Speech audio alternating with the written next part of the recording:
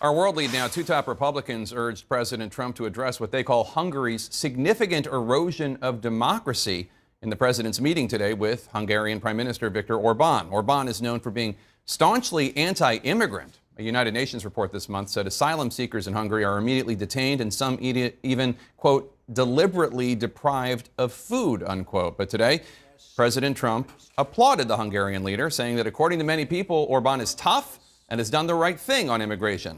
As CNN's Kaitlan Collins now explains, Amnesty International has another word for those immigration policies: draconian. It was 20 years ago, first time here. First time in the history of Hungary. The last time Hungarian Prime Minister Viktor Orbán met one-on-one with an American president, Bill Clinton, was in office. Well, I am delighted to welcome Prime Minister Orbán. But today, the far-right leader, heavily criticized by human rights organizations, returned to the White House. It's a great honor to have with us the Prime Minister of Hungary. Both Presidents George W. Bush and Barack Obama shunned Orbán, who was once seen as a promising reformer. His reputation changed dramatically as he rolled back democratic checks on his power, pulled his nation closer to Russia and China, and erected a razor wire fence to keep migrants out. Probably, like me, a little bit controversial, but that's okay. That's okay. You've done a good job, and you've kept your country safe. Under his leadership, Amnesty International has criticized Hungary for its systematic crackdown on the rights of refugees and migrants, its rollback on human rights, instances of excessive use of force by police at the border, and insufficient recognition and prosecution of rape and other forms of sexual violence. President, thank you very much for the invitation. In a speech last year, Orbán said, "We do not want to be diverse, and we do not want to be mixed. We do not want our own color, traditions, and national culture to be mixed with those of others." Last week, a bipartisan group of senators on the Foreign Relations Committee warned Trump that under Orbán, democracy in Hungary has significantly eroded. But officials say his meeting with Trump was a hard get. Orbán was the first foreign leader to endorse Trump in 2016, but he's the last from Central Europe to secure a White House invite. The administration says the meeting is part of a bigger strategy to distance Hungary from Russia and China. Yet the meeting raises questions about which leaders Trump is willing to cultivate. I know he's a tough man, but he's a respected man. According to former White House strategist Steve Bannon, the two have a lot in common. I can tell Viktor Orbán triggers him like Trump. He was Trump before Trump.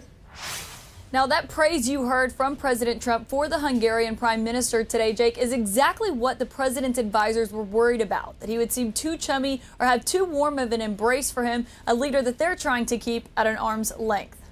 All right, Kaitlan Collins at the White House, thanks so much. Let's talk about this with the experts. So, Bill, according to Kaitlan Collins reporting, White House advisors didn't want him to appear too chummy. He seemed pretty chummy. Yeah, and normally I think if one met with someone like Orbán, there'd be at least background briefings that in private, at least, the U.S. president would have urged Orbán to let up on his attempts to curb the free media, to curb academic freedom, to stop the courts from reviewing cases and so forth. It's a pretty systematic, gradual, not grotesque, but gradual authoritarianism in Hungary by a man, Orbán, as kind of a tragic figure, who was a key figure in the democratization in '89, and in the early years, he really turned in this direction.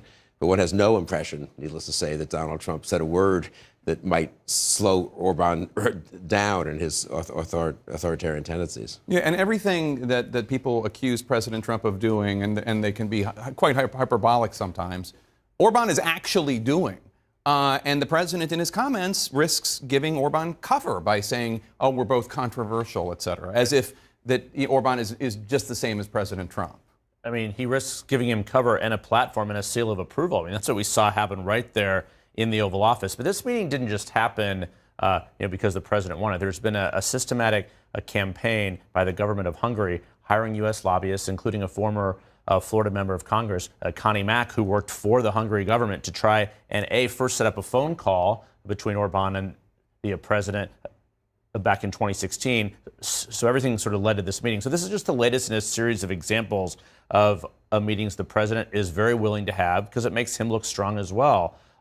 Which Connie Mack? The member of the House or the member of the Senate? The member of the House. Member of the House. Exactly. Connie Mack, the third or fourth. I believe that's right. Yeah. And he was a registered lobbyist for Hungary, which is totally legal and fine. But that is one of the backstories, the backdrops of how this meeting came to be here. But, certainly you can't see any other president doing that, because that hasn't happened yet. He hasn't gotten that type of meeting and a red carpet as he had today. And today the Prime Minister, Sabrina, made a point to say he was proud to stand with the U.S., quote, on fighting against illegal migration.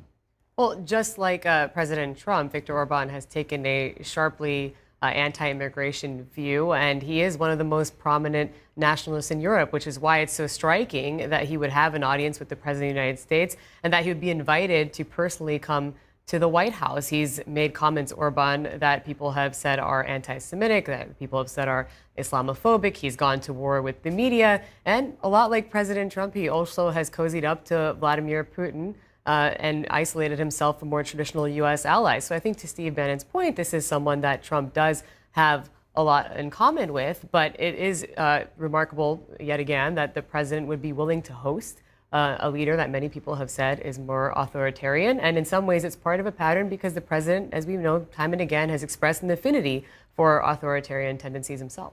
And he tends to act as though he does not operate with the kind of understanding to the, this is what it means to be non-traditional. Like you said, there was no private meeting where he might have said, hey, you could make it a little easy for me to host you if you could just back off a little bit.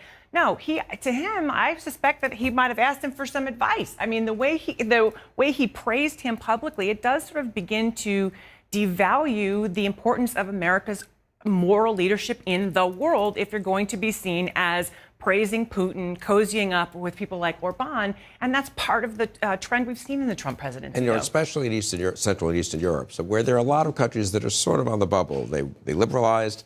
They seem to be sort of on a good path to democracy. There's some backsliding. Hungary is backslid the most. Poland is a little bit iffy. Other places, and there are a lot of people in those countries, who are themselves calculating, politicians and other business leaders. And this just sends the signal: you pay no price for going down the authoritarian road. The U.S., which has always been you're going to work. That's always been a good argument for Democrats in those countries. You're going to damage relations with the United States of America if you go in this way. So maybe you don't even understand the moral arguments and the other arguments for liberal democracy, but it's going to hurt you. Then Trump has really damaged the people who should be our friends in neighboring countries to Hungary. And the U.S. ambassador to Hungary raised some eyebrows. He was asked about the description of Hungary as a, quote, illiberal democracy, and he reportedly said, quote, I can tell you, knowing the president for a good 25 or 30 years, that he would love to have the situation that Viktor Orbán has, but he doesn't. Now, the White House is saying that that quote was taken out of context, and maybe he meant it jokingly, I don't know, but the idea that Trump would love to have that kind of control. Trump has talked about that openly, how he would love to have the authoritarian powers. And that's Orbán's phrase, illiberal democracy. Yeah, he touts that as his contribution as opposed to Western-style liberal democracy. That very much is a central theme of really every one of his rallies, and I suspect it will be that coming ahead for the next 16 months or so.